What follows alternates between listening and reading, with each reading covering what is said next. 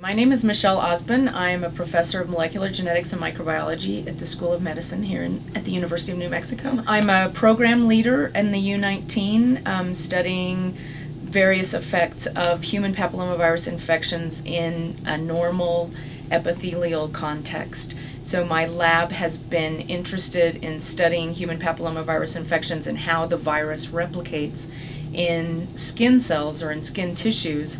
And as part of the U19, we're looking at how wounding and how the tissue architecture is important for papillomavirus infections. And we're trying to understand how the virus really starts the infection and why some infections will persist over a long period of time, which may lead to cancer, but we're sort of working on mechanisms for understanding preventing infection or potentially treating early infections.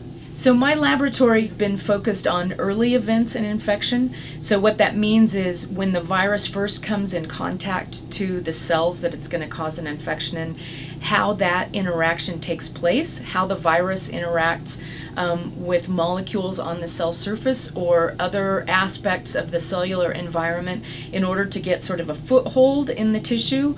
And really what the virus does is cause the cell or trick the cell into taking the virus inside. So the virus has to be inside the cell in order to start its infection process and to carry out its infection process.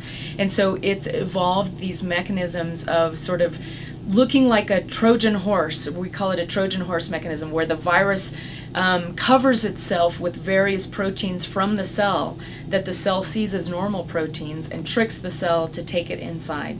And so it's a very interesting aspect of looking at infection and sort of a different paradigm than we've thought about how viruses interact with cells. Generally, we originally thought that the virus interacted directly with the cell, but now some of our work indicates that the virus is becoming associated with other factors from the cell to mimic other growth-promoting functions in the cell.